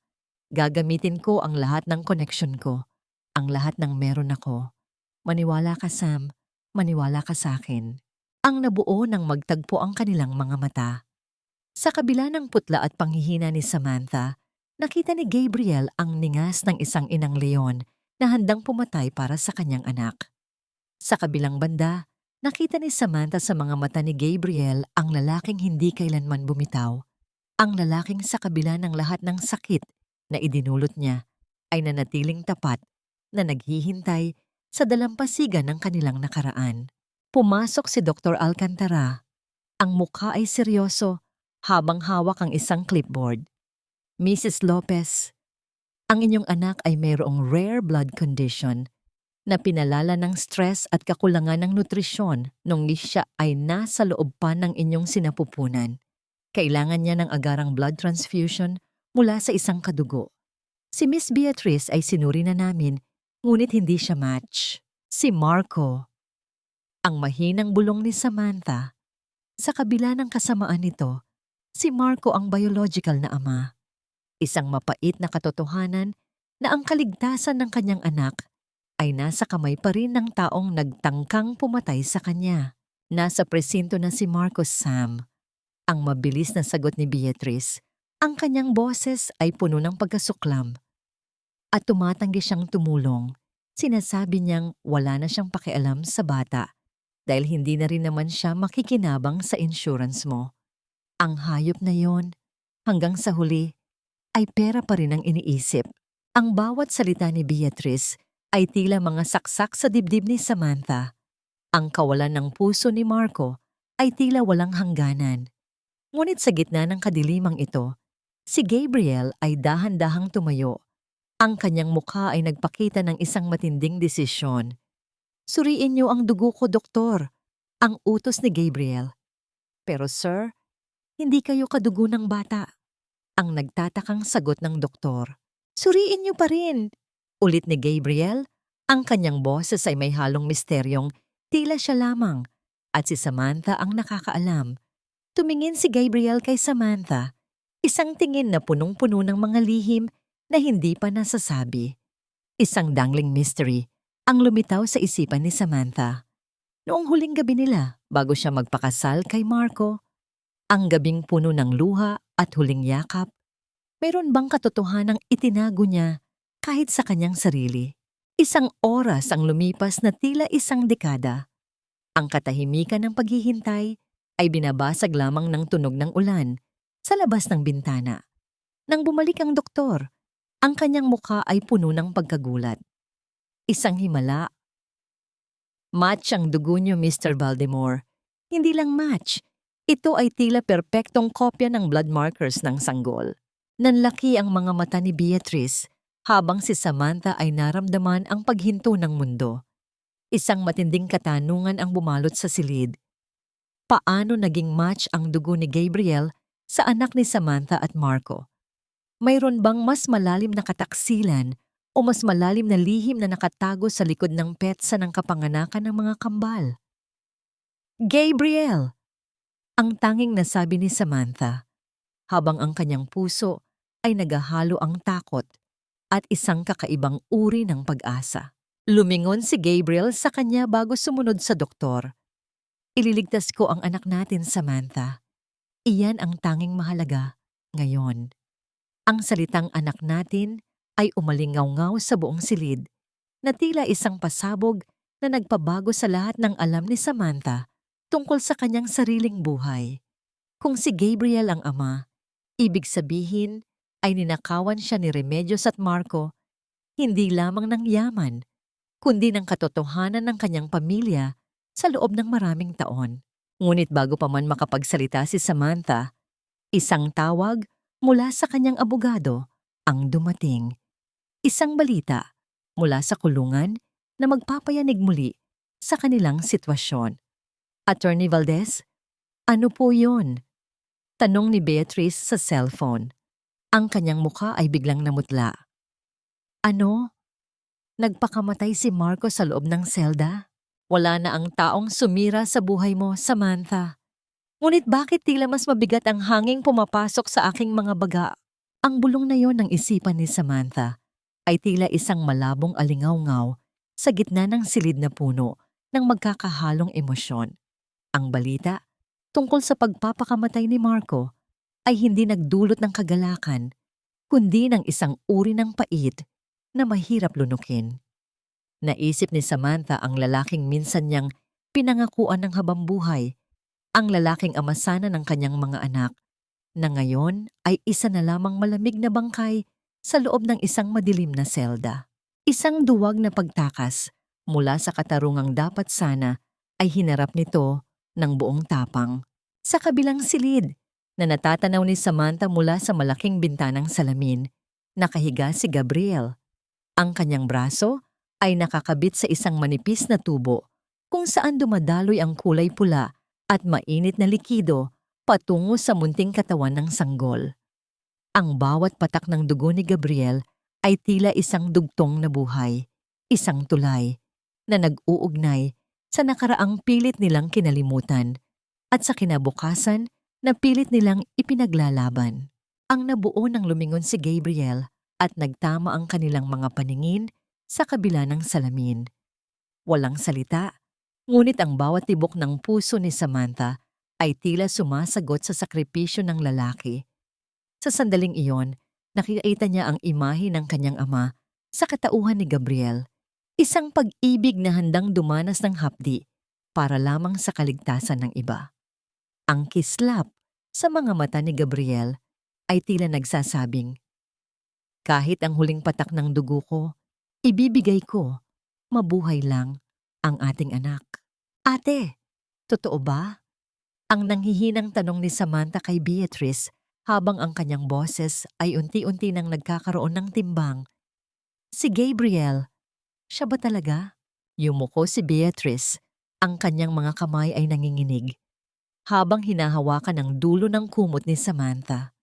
Sam, noong gabing bago ang kasal niyo ni Marco, noong pumunta ka kay Gabriel para magpaalam, alam nating dalawa na hindi mo siya kayang kalimutan ng ganoon lang. Pinanindigan mo si Marco dahil sa utang na loob sa pamilya niya. Pero ang puso mo at ang dugong nananalaytay sa batang iyan ay kay Gabriel. Nalaman ito ni Marco noong ipanganak ang mga kambal, kaya ganoon na lamang ang galit niya. Ginamit niya ang impormasyong yon para kontrolin ka, para saktan ka. Ang katotohanan ay tila isang malakas na sampal na nagpagising sa buong pagkatao ni Samantha. Ang lahat ng paghihirap niya, ang lahat ng pang-aalipusta ni na Remedios ay nagmula sa isang lihim na akala niya ay siya lamang ang nakakaalam. Ang kanyang mga anak ay naging biktima ng puot ng isang lalaking hindi matanggap na siya ay naging pansamantalang panakip-butas lamang. Habang nagpapatuloy ang transfusion, isang marahas na tunog ng pagsigaw ang narinig mula sa pasilyo. Ang boses ni Remedios ay umalingaw-ngaw na tila isang sugatang hayop. Pinayagan siyang makabisita sa ilalim ng mahigpit na bantay bago dalhin sa kulungan matapos mabalitaan ang nangyari sa kanyang anak. "Kasalanan mo ito, Samantha. Pinatay mo ang anak ko." Ang sigaw ni Remedios habang pilit na kumakawala sa mga pulis na humahawak sa kanya sa tapat ng pinto ng silid. "Kung hindi dahil sa pagiging malandi mo, hindi mawawala si Marco. Isusumpa kita. Isusumpa ko ang lahi mo." Ang bawat salita ni Remedios ay tila asidong sumusunog sa hangin, ngunit sa pagkakataong ito, hindi na natakot si Samantha. Tumingin siya nang diretso sa mga mata ng kanyang biyenan, ang mga matang puno ng itim na kasamaan. Nanatiling tikom ang bibig ni Rico, bahagyang nanginginig ang kanyang mga labi, ngunit ni isang salita ay hindi niya maibulalas. Ang mapait na katotohanang siya mismo ang sumira sa pagmamahal at tiwalang bumuo sa kanilang pamilya ay tila isang napakabigat na batong unti-unting dumadaganan sa kanyang pagkatao. Natahimik ang buong pasilyo. Si Remedios ay natulala. Ang kanyang mga labi ay nanginig bago siya tuluyang hinila ng mga pulis papalayo. Ang kanyang mga pagsigaw ay unti-unting naging isang mahinang iyak ng pagkatalo. Matapos ang 2 oras, pumasok ang doktor na may dalang magandang balita. "Stable na ang bata, Mrs. Valdemore." "Ay, paumanhin, Mrs. Lopez. Ang katawan niya ay tinanggap ng buo ang dugo ni Mr. Valdemore, isang himala. Pero mukhang malalagpasan niya ang krisis na ito." Isang matinding buntong hininga ng pasasalamat ang kumawala sa dibdib ni Samantha. Ngunit sa gitna ng kanyang kaligayahan, lumapit si Attorney Valdez na may dalang isang maliit at madungis na piraso ng papel. "Samantha, bago mamatay si Marco, may iniwan siyang sulat sa loob ng kanyang bulsa." Wika ng abogado, ang kanyang boses ay seryoso. "Hindi ito para sa kanyang ina. Ito ay para sa iyo." At tila may isa pa siyang huling katotohanan na hindi natin inaasahan tungkol sa ikalawang kambal. Nang buksan ni Samantha ang sulat gamit ang kanyang nanginginig na mga kamay, ang bawat salitang nakasulat doon ay tila isang panibagong pagsabog. "Sam, patawarin mo ako.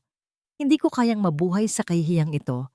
Pero bago ako mawala, kailangan mong malaman. Ang ikalawang kambal. Hindi siya ibinenta ni nanay. Ipinatapon niya ito sa isang lugar na hindi mo kailanman maiisip. Ang bata ay nasa, naputol ang sulat dahil sa mantsa ng dugo." Isang dangling mystery ang muling lumitaw. Nasaan ang ikalawang anak ni Samantha? At bakit tila ang huling salita ni Marco ay tumuturo sa isang taong malapit lang sa kanila? Ang pirasong papel na ito, ang hawak ng aking huling hininga, Gabriel. Tulungan mo akong mabuo ang aking pamilya. Ang boses ni Samantha ay hindi na isang bulong. Ito ay malinaw, puno ng determinasyon, at nagtataglay ng kapangyarihan ng isang inang muling nabuhay mula sa kamatayan. Naramdaman niya ang panginginig ng kanyang sariling mga daliri habang hawak ang madungis at may mantsa ng dugong sulat ni Marco. Ang bawat letra ay tila isang bakas ng kasalanang nais burahin ng lalaking sumira sa kanyang buhay. Sa tabi niya, nakaupo si Gabriel. Ang mukha ay bakas pa rin ng pagkaputla matapos ang transfusion, ngunit ang kanyang mga mata ay nagniningas sa katatagan. "Hahanapin natin siya, Samantha. Kahit saang sulok ng mundo siya itinatago ni Remedios, ibabalik ko siya sa iyo." Ang pangako ni Gabriel habang hinahawakan ng mahigpit ang kamay ni Samantha. Ang init ng palad nito ay tila isang kuryenteng nagbibigay ng lakas sa bawat himaymay ng kalamnan ni Samantha. Muling binasa ni Samantha ang huling bahagi ng sulat. Ang bata ay nasa. Ang mantsa ng dugo ay tila isang mapaglarong tadhana na humarang sa katotohanan. Ngunit habang pinagmamasdan niya ang papel, Napansin niya ang isang maliit na marka sa gilid. Isang stamp ng isang institusyong hindi pamilyar sa kanya. Ngunit tila nagbigay ng pahiwatig kay Lola Isay na kanina pa nakikinig sa isang sulok. Ang krus na asul, bulong ni Lola Isay, ang kanyang boses ay puno ng kilabot. Iyan ang selyo ng Orphanage of the Sacred Heart, isang lugar na pinupondohan ng pamilya Lopez sa loob ng maraming dekada. Noong nakaraang linggo, narinig ko si Doña Remedios na may kausap sa telepono tungkol sa isang donasyon na kailangang itago sa basement. Naramdaman ni Samantha ang mabilis na pagtibok ng kanyang puso. Ang nabuo ng maalala niya ang isang lumang kwento ni Marco tungkol sa isang lihim na silid sa ilalim ng kapilya ng orphanage na yon. Isang lugar na tanging ang mga Lopez lamang ang may susi. Doon, sa gitna ng mga lumang kagamitan at kadiliman, itinapon ni Remedios ang kanyang anak na tila isang basura. Dalhin niyo ako doon, ang utos ni Samantha, habang pilit niyang itinutulak ang kanyang sarili upang maupo. Sam, hindi mo pa kaya. Masyado ka pang mahina. Ang pag-alalang pigil ni Beatrice. Kaya ko, ate. Ang anak ko ang nagbibigay sa akin ng lakas na hindi kayang ibigay ng anumang gamot. Sagot ni Samantha. Ang kanyang mga mata ay nanlilisik sa determinasyon. Sa tulong ni na Gabriel at Beatrice, isinakay si Samantha sa isang wheelchair. Ang bawat alog ng gulong sa pasilyo ng ospital ay tila isang hakbang patungo sa katapusan ng kanyang paghihirap. Nang makarating sila sa nasabing orphanage sa gitna ng ulan, ang matandang gusali ay tila isang dambuhalang nagbabantay sa isang madilim na lihim. Ang amoy ng lumang kahoy at amag ay sumalubong sa kanila habang binabagtas ang madilim na pasilyo patungo sa basement. Nang marating nila ang dulo ng hagdan, narinig nila ang isang mahina at paos na iyak. Isang iyak na kasing tunog ng yak ng sanggol na nasa ospital. Nandito siya. Nararamdaman ko siya, bulong ni Samantha, habang ang kanyang mga luha ay nagsimulang dumaloy. Gamit ang lakas ni Gabriel, binasag nila ang lumang kandado ng isang maliit na silid sa sulok. Doon, sa ibabaw ng isang manipis na kutsyon sa gitna ng malamig na semento, nakahiga ang ikalawang kambal. Ang munting katawan nito ay nanginginig sa lamig. Ang mukha ay puno ng dumi. Ngunit ang mga mata nito, ang mga matang kasing linaw ng kristal, ay dahan-dahang bumukas nang maramdaman ang presensya ng kanyang ina. Dahan-dahang binuhat ni Samantha ang kanyang anak. Ang init ng balat ng sanggol sa kanyang dibdib ay tila ang huling piraso ng puzzle na bumuo sa kanyang pagkatao. Sa unang pagkakataon, ang dalawang kambal ay ligtas na at ang katotohanan ay tuluyan ng nagtagumpay. Wala na silang magagawa sa atin ngayon, anak, bulong ni Samantha habang hinahalikan ang noo ng sanggol. Nandito na si Mommy. Nandito na si Gabriel. Tumayo si Gabriel sa likuran ni Samantha. Ang kanyang mga kamay ay dahan-dahang yumakap sa mag-ina. Isang cliffhanger ang nabuo ng sa gitna ng kanilang kaligayahan, isang anino ang nakatayo sa labas ng pinto. Si Remedios, na nakatakas sa sandaling pagpapabaya ng mga pulis, ay may hawak na isang bagay na kumikinang sa dilim. Hindi kayo magiging masaya. Hinding-hindi. Ang huling pagsigaw ng isang baliw na babaeng nawala na ang lahat. Ngunit bago pa man makakilos si Remedios, ang tunog ng sirena ng pulisya ay muling umalingaw-ngaw sa paligid. Ang kadiliman ay tuluyan ng nagapi ng liwanag. Isang taon ang mabilis na lumipas mula nang ang mga anino ng kataksilan ay tuluyang mabura ng liwanag ng katotohanan. Sa isang maliit na bahay na nakaharap sa asul at payapang dagat, ang tanging maririnig ay ang masayang tawanan ng dalawang batang naghahabulan sa buhanginan. Ang tunog ng mga alon na humahalik sa pampang at ang malamyos na huni ng mga ibon ay tila isang orkestra ng kapayapaan na pumalit sa matitinis na tunog ng mga makina sa ospital. Nakatayo si Samantha sa beranda. Hawak ang isang mainit na tasa ng tsa. Ang kanyang paglalakad ay hindi na kasing bilis ng dati. at may bahagyang panginginig pa rin ang kanyang kanang kamay kapag pagod. Ngunit ang bawat hakbang niya ay puno ng dangal at pasasalamat. Ang kanyang mga mata, na dati ay nakatingin lamang sa puting kisame ng kawalan, ay ngayoy nagniningning sa tuwa habang pinagmamasdan ang kanyang mga anak, sina Hope at Gabriel Jr. Dahan-dahang lumapit si Gabriel sa kanyang likuran. Naramdaman ni Samantha ang matatag at mainit na bisig ng lalaki na pumalibot sa kanyang balikat. Ang nabuo ng isandal ni Samantha, ang kanyang ulo sa dibdib ni Gabriel, ninanamnam ang amoy ng sandalwood at ang katiyakan ng kanyang pag-ibig. Wala nang kailangan pang sabihin, ang katahimikan sa pagitan nila ay hindi na puno ng mga lihim, kundi ng pag-uunawa ang dumaan sa apoy ng pagsubok. Nakahanda na ang tanghalian, Sam. Bulong ni Gabriel, ang kanyang boses ay malambot at puno ng pagsamba. Tinulungan ako ni Lola Isay na ihanda ang paborito mong sinigang. Ngumiti si Samantha. Si Lola Isay ay hindi na lamang isang utility aid. Siya na ang naging lola ng mga bata at ang liwanag ng kanilang tahanan. Ang katarungan ay ganap ng nakamit. Si Nicole at Remedios ay nagsisilbi na ng kanilang habambuhay na parusa sa loob ng rehas, kung saan ang tanging kasama nila ay ang kanilang sariling konsensya. Ngunit para kay Samantha, ang tunay na hustisya ay hindi ang pagkakulong ng kanyang mga kaaway, kundi ang kalayaang mabuhay ng walang takot. Diana,